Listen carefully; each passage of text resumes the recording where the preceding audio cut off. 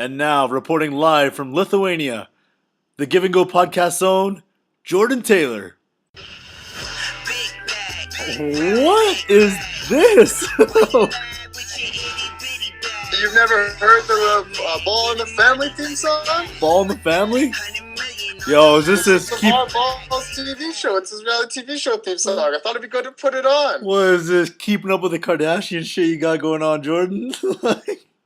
I'm just trying to give the people what they want. Alright, man. Well, you're here. You're live from Lithuania. Tell us, man, what's the big baller brand update of the week? Sveikas labas, Rajan. Hello, yes, I am in Lithuania just reporting on Vytautas' first game in the Lithuania League with the Ball brothers on the team. Stats for the night include Leangelo going a whopping 0 for 3 from the field with no other stats. LaMelo playing a little bit better. The 16-year-old was 0 for 4 and picked up 2 rebounds. Vytautas now is in last place in the Lithuanian League with a 5-13 record after losing to League Cabelis last night, and the Ball brothers not contributing enough other than keeping the bench warm. Yeah, they keep getting them checks anyways, Jordan. That's all they care about. We're getting them checks. These boys ain't getting shit. This has been your Big Baller Brand update. Now, back to the important stuff. Let's give and go. Night. Give and go. Night. NBA Give and Go.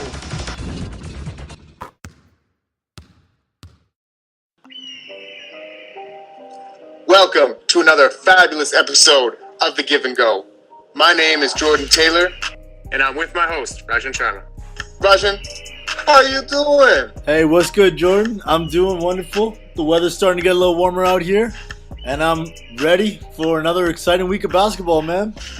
And we're warming up to the hottest NBA news and headlines of the week. Rajan, starting you off with some early stats so far of the 2018 new year. I want to ask you, what do you think was more impressive?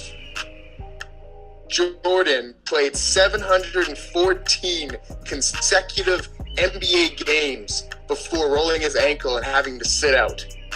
Or will you look at the Manu Ginobili, the unaged Argentinian, dunking with authority at the age of 40 against Denver last week? Rajan, which one's more impressive to you? All right, man. I'm going to have to go with DeAndre Jordan here. His Iron Man streak, that is so impressive, especially in a day and age where it seems like people are going down with injuries every other day. For him to stay healthy for that many days in a row as a big man, I think that takes the edge here. Jordan, what do you got? Are you kidding me? Man, was 40. He could be your dad. And he just dunked all over these guys like they meant no business. You know what, man? I got to give my props to Manu here, but I don't know, man. You got another 40-year-old Vince Carter throwing down sick windmills pregame still, man. But that's Vince Carter. Vince Carter was like, he made a living off of doing that. Yeah, Manu's got a bald spot. Manu was like that guy you go to the rec center and his ass comes in and you're like, oh, I'm going to guard him. And he crowns on you. Come on, man. Manu's had his bald spot since he was 16. You can't even say that. Hey, true that. All right, man. Jordan. All right, Roger. What's on the list today? I want to kick things off here with the big game that just happened last night. Saturday night, big game. Big game. We had the Toronto Raptors hosting the champion Golden State Warriors in a thriller. And the Golden State Warriors were up by as much as 27 points, with the Raptors making a second half comeback, only to fall short by 3 points at the very end of the game, Jordan, due to some questionable reffing. Did you see the end of that game? I did. I was watching that game intently. That was the Saturday night headline game. That was, man. And the Raptors are starting to turn heads after they destroyed Cleveland earlier this week. They won by 34 points against Cleveland on Thursday night. And they came here hosting the Golden State Warriors with a loose ball. The Raptors were down by 3 points. And the ball went out of bounds off of Steph Curry. and then you had the referees go back to the replay and review not that play, but the play right before it, and saw that DeRozan was out of bounds before Curry went out of bounds, and they gave the ball to Golden State and eventually gave them the win. Jordan, the Raptors get robbed again? There's no love for the North. There will never be love for the North. And when you play Golden State, it is now a fact, a Jordan Taylor fact, that the refs will give the advantage to Golden State at every opportunity they get. Now, I don't have a problem if the ref had to go back and he had to look at the play again, and as long as the play was in the same end, in the same sequence, review. Okay, but here's what doesn't make sense to me, Jordan. So, by the rules, they aren't allowed to go back in time and reverse a call that they never made.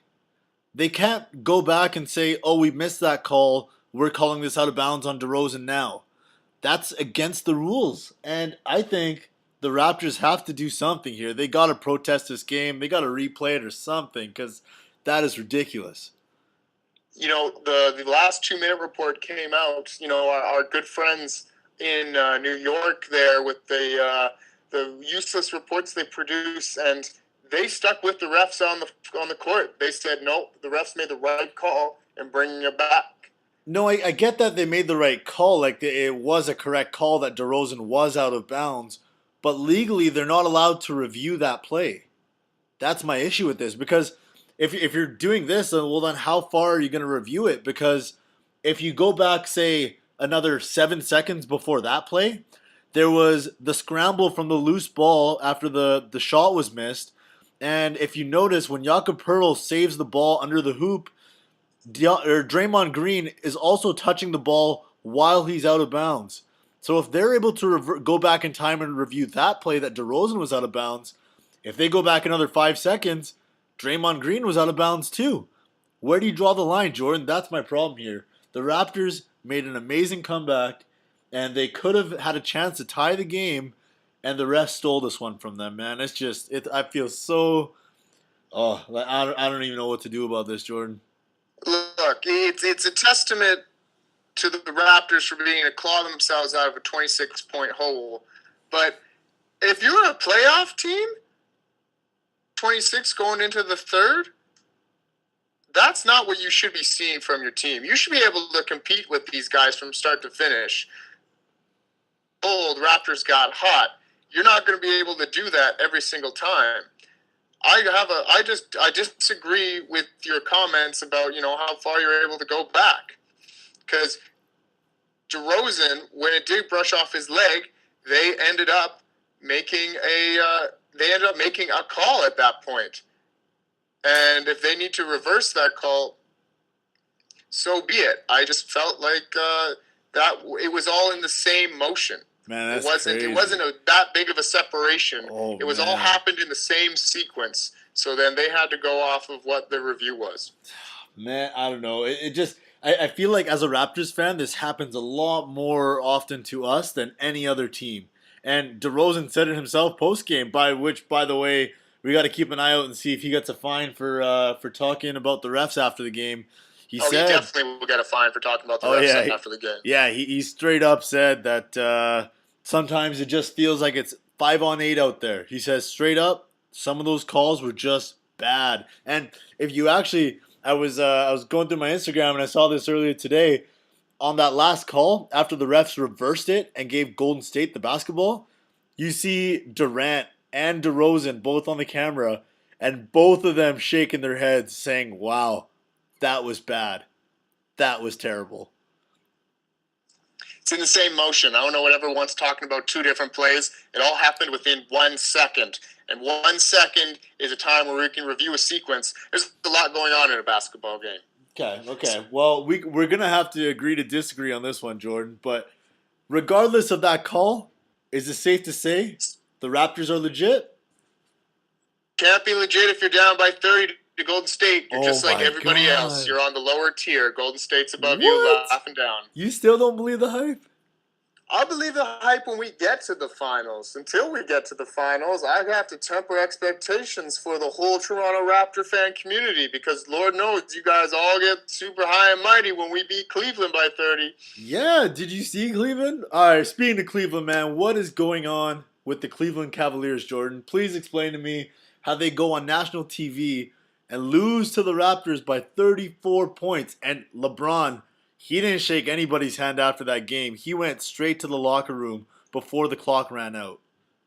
The Cleveland Cavaliers are rounding into what is now called the Ohio midseason form. Losers of 5 straight games. LeBron posting career worst plus-minus rating, and no help is being established. I feel like LeBron almost plays poorly like this at this point in time, so he scares whoever his general manager is into, you need to trade at the deadline for some high-quality players. You need to bring me in more help. Are you telling me he needs more help? Because while his numbers have been okay, the rest of the teams have been brutal. Kevin Love had a 2.3 rebound game. Your starting center had 2 points and 3 rebounds. Isaiah Thomas has not looked like what he is last year. Same with Jay Crowder. Definitely a step back in this new rotation. They're lost, and that's a testament to LeBron running the offense. LeBron running the offense, LeBron running the front court, LeBron running the front office, LeBron running the janitor's closet. He does everything for that team, man. Like, I was going to say snack bar. Snack bar is a close second behind janitor closet. Yeah, you like that one? Well, it's safe to say that they're obviously, at this point in time, not the favorite to come out of the East, but you can't count them out ever. Like, you literally, this is regular season. And if I've learned anything over the years, it's LeBron goes through one of these crises with his team every year, mid-season, the sky is falling, we're terrible, and only to round out into form in the second half of the season. So I don't think we can write them off completely here, but that defense is terrible. Absolutely. And you know what? I think it's a good point. You say, this happens every year. We can't write them off, regardless of what happens. LeBron is in the playoffs. LeBron is a threat, regardless of what position he's in. Yeah. The defense, it's definitely something that needs to be worked on. There's been reports coming out of Cleveland, Tyronn Lue especially, talking about guys needing to drop agendas so that we can focus as a team and start winning basketball games. Rajan, do you have any idea who you think he's talking about to drop agendas? It's kind of funny. I heard that the rumblings are about LeBron James himself. That's right. Yeah. You are absolutely right. LeBron James is starting to wear away his welcome in Cleveland, at least with the rest of the team. Apparently, there's rumors that people think he's trying to get the good old Rajon Rondo assists, where he'll only pass to his teammates if it's a guaranteed assist to pad his numbers and pad his stats. And for them to even accuse LeBron of doing this, a man who's carried their franchise, the man who's made them relevant, it's insane to me. How no, is there any merit to this? The front office saying that. This is take a step back. This is from the media. Okay. So when the media says these sort of things, we can't take it as if Tyronn Lue or Dan Gilbert, the front of the Cleveland Cavaliers, makes these comments. If they did, I agree. This is insane. How could you say this? Yeah. But that being said, LeBron James is a Hall of Famer, and the pieces they have built around him are just not performing. And if I'm LeBron James and I'm like, well, I have to carry this freaking team every night because these guys are putting up terrible numbers, then I'm not going to pass to you unless your ability to score is guaranteed. Because if it's in my choice, I'm going to go score because I have more faith in myself than I do the rest of the team. Yeah, and I believe the word he used to describe the team, or Kevin Love maybe specifically, was fragile. He said fragile.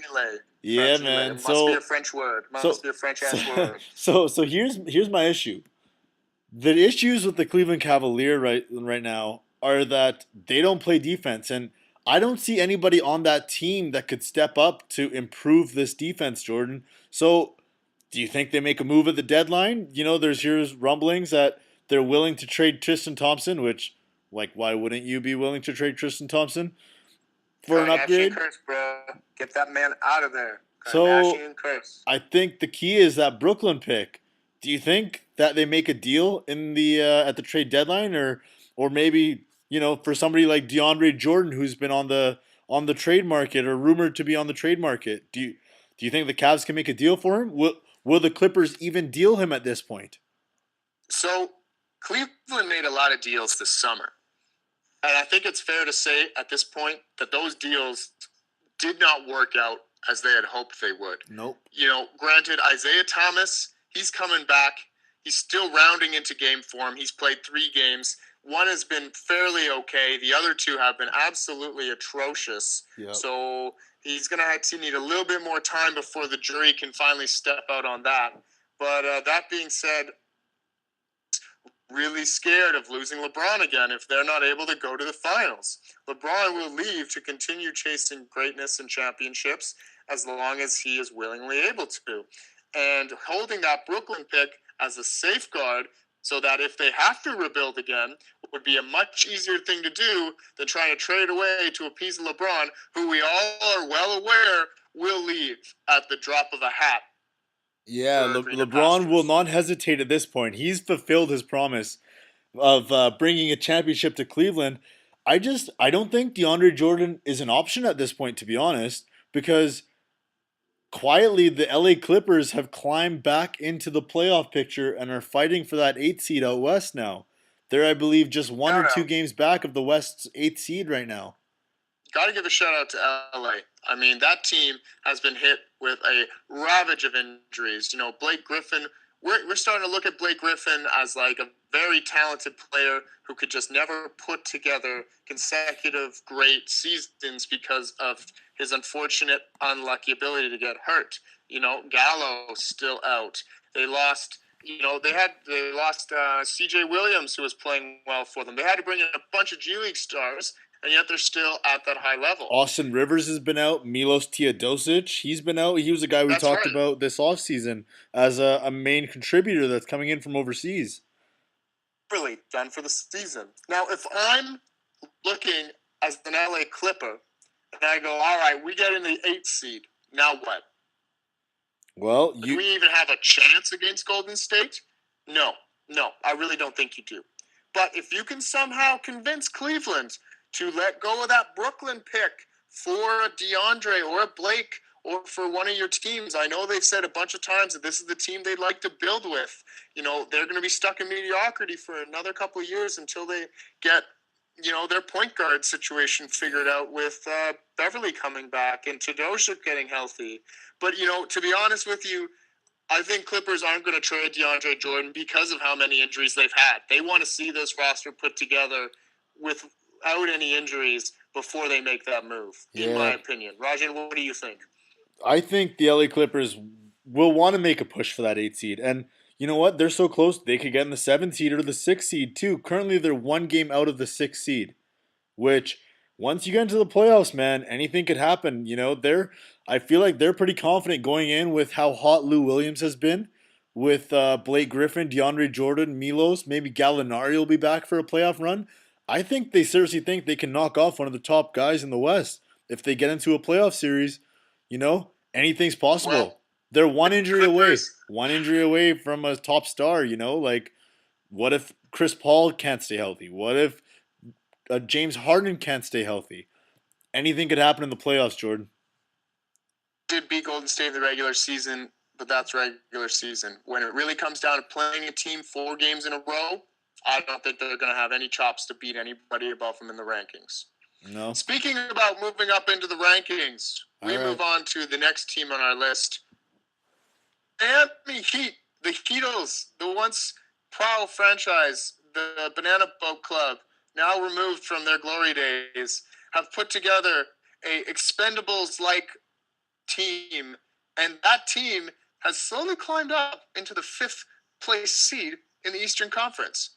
Playing well, the Miami Heat are looking to make a splash in the playoffs. Rajan, what's going well for Miami, and why is no one talking about them all of a sudden at the top of the standings? Jordan, a quick stat correction there. They're actually, as of today, moved up to the 4th seed, and they are one game back of Cleveland for the third seed in the Eastern Conference.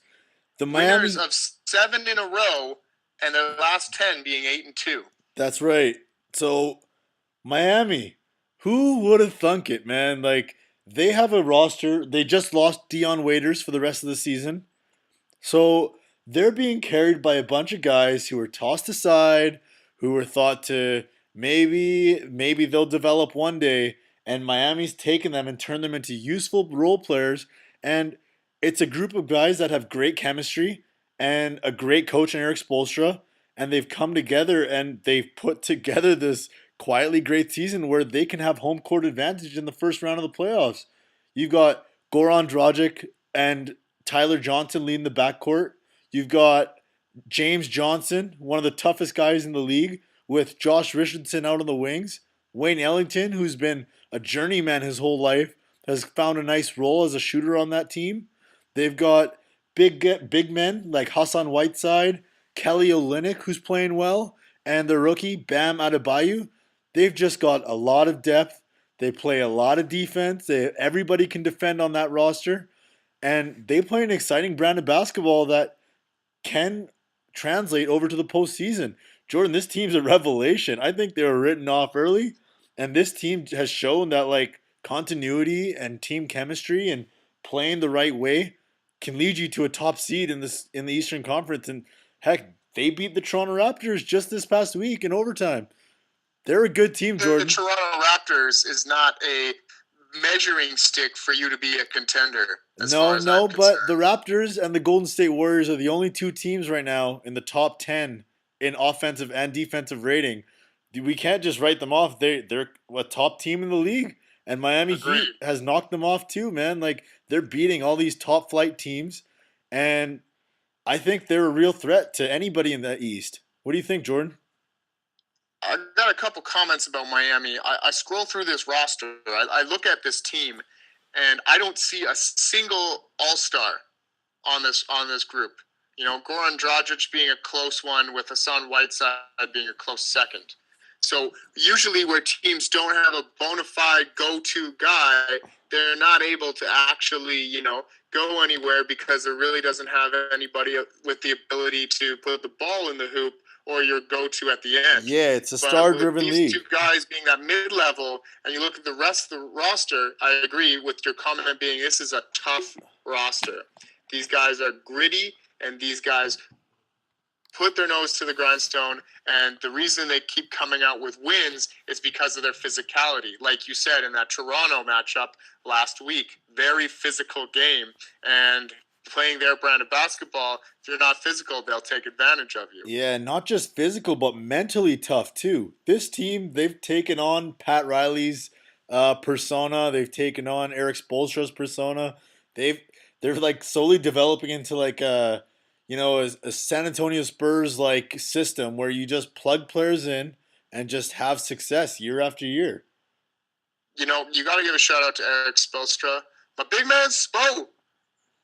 He's able to take water and turn it into wine year after year, getting the most out of whoever he had for players. Granted, he did have the big three. I think that definitely helps. Yeah. I want to make a comment about an addition by subtraction. We had Dion Waiters and Justice Winslow are both kind of out for the season, the majority of the season. And when they did go down, a lot of other guys that were able to step up. I really like Josh Richardson. That guy is playing incredibly well. There's a lot of people talking about his development this year. Hassan Whiteside continues to do his thing. Kelly Olynyk, super underrated player as far as I'm concerned, with his ability to stuff the stat across all boards. And the same thing goes for guys like James Johnson and Tyler Johnson. The big story, I think, here is their rookie, Bam Adebayo. The dude is built like a Mack truck and can move. So he can play the power forward spot with Hassan or slide over to the center when he's subbed out. Yeah. So really, no matter what happens, they don't lose any size when they sub players in and out of their lineups. They've got guys who can play two positions, James Johnson 3, 4 potentially, so they can play you with small ball and not lose a step or go over to a bigger banger lineup and still be able to compete with the teams. That versatility, that's what's keeping them at the top of the standings in my mind. Yeah, that was a very nice development that I noticed too with rookie Bam Adebayo, like stepping in seamlessly for Hassan Whiteside when he was out with an injury. And like you mentioned, Canadian boy Kelly Olynyk coming through and getting buckets in Miami just like he did in Boston last year, man. So they're looking pretty good. And Jordan, I got one more team I want to talk to you about here that's been looking pretty good lately. I want to talk to you about the Baby Bulls. The Baby Bulls. Babies no more. The Chicago Bulls. They have played amazingly well since the return of MVP Nikola Mirotic. Jordan, talk to me about these Bulls and why have they been so good this year? All right. The Chicago Bulls, for everyone's record, they're not good. They're at the bottom, but they are playing good basketball, to clarify Rajan's comments. Hey, they have Nikola Mirotic, who has been a godsend for this team, who, by the way, is eligible to be traded as of tomorrow, which his trade request is still pending. Stay tuned. Stay tuned. I think it's going to happen. We look at this Bulls team, and it all comes down to the coach. Fred Hoiberg, that's his name, right? Fred Hoiberg? Yeah, he was under fire last year. He wasn't able to handle the attitudes of Rajon Rondo, Jimmy Butler, and Dwayne Wade. They got all shipped out of town. What they've got left now is a pile of young rookies and young players that are trying to make their mark in the league. Fred Hoiberg, in his college days, always preached and always practiced a pace and space system. So he was always looking for the guys to run the floor or to control the tempo and then be able to shoot from every single position. Now, the center being the hardest one. So you look at a team that all of a sudden brings back the pace and space god of the current NBA today. Yeah. Nikola Mirotic, a guy who can play inside and outside, more outside than inside. And I think he's really just been plugged into a system that allows him to perform at his highest level. Oh, yeah. He's come out firing in this season. Like, he's averaging career highs in points, rebounds, three-pointers made. It's crazy. Definitely. I look at this team, and I don't see them going very far. I see them dealing Mirotic at the deadline. But, oh, my goodness, the amount of talent they pulled from that Jimmy Butler trade, I didn't think that was an actual, steal of a deal. I thought that Minnesota hosed Chicago. It seems to me like Chris Dunn is coming into his own. Zach LaVine returning from ACL, looks to be in good shape, looks to be able to push the tempo for Fred Hoiberg's system. And the unsung hero, Lauri Markkanen, who's all of a sudden playing well. Yeah. Take that in with Bobby Portis if he sticks around, Denzel Washington. Rajan, is this going to be the quickest rebuild team that we've ever seen? Man, it's crazy to think of the amount of talent that they got out of that deal. Like, first of all, Lauri Markkanen got booed unfairly at the draft by Chicago fans. They had no idea that this guy, he's like another unicorn. Dirk Nowitzki gave him big-time props saying he's got just as high a ceiling as Kristaps Porzingis does. And he's considered one of the stars. In Arizona when he was playing college, and I wasn't seeing a lot of spectacular moves from him. But now that he's in this Fred Hoiberg pace and space system, he's definitely succeeding much better than in his college days. And we're seeing the emergence of these European big men who've just got multi-talented, multi-skills. They can all shoot. It's been great. And you know what? Like, big-time props to Chris Dunn, who everyone had listed off as just a bust in Minnesota. And unfairly so, I don't think he got the right chance to get healthy and to, show what he can really do. And he's been unleashed this year in Chicago. He's shown why he was, a top 5 pick in the draft. And along with that, as you mentioned, former slam dunk champion Zach LaVine has just returned from injury last game. And the future's bright in Chicago, Jordan. I don't know if they'll make the playoffs this year or even next year, but they're going to add a couple more draft picks. They're going to continue to develop, and the future's looking bright in Chicago, man. This is a pretty quick rebuild it's looking like. That's right. They're going to get another pick this year, put something together with that. I think their future is looking much better. Now, what does that say about Tibbs? A boy, Coach Tom Thibodeau, the Minnesota Timberwolves, always been known to ride rookies quite hard, but then even at the same time, not give them minutes, waiting until they develop a little bit longer. You think that had something to do with how much of a poor statistical output Chris Dunn had in his rookie season last year? Yeah, no doubt, man. And Tibbs, like, he runs his players into the ground, or his veterans at least. As you can see now, Rotation.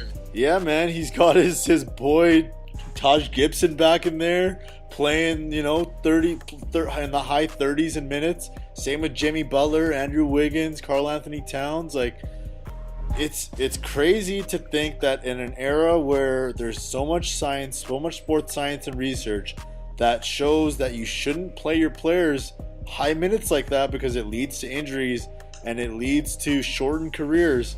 It's amazing that he continues to do it and just stays stubborn in his ways. Like, sure, he's getting wins now, but I don't see him really caring about the people, the player, and their futures in the career and having a long career. It's just science does not back up playing all your guys that heavy minutes and playing that hard every night. Now, Tibbs is paid money to win basketball games. He's not paid to make sure that the longevity of Andrew Wiggins and Karl Anthony Towns is secured. This could be a great topic for us on another episode, trying to understand where do you draw the line between pushing somebody to the point of destroying their career like Derrick Rose or to the point of superstardom like Tim Duncan. That's right, man. We'll take a look at that at another time, but for now, that's all we got here on the Give and Go podcast. Hey, this has been another episode of the Give and Go podcast with your hosts, Jordan Taylor and Rajan Sharma. You can find us on YouTube at Give_N-Go podcast, or you can also find us on your favorite app store, whether you're on Google or on iTunes. Don't forget to also check us out at SoundCloud and our social media pages, Facebook, Twitter, and Instagram, all Give_N-Go podcast. This has been another Give and Go episode. We've given you the information, now go do something with it. Give and go. And we out.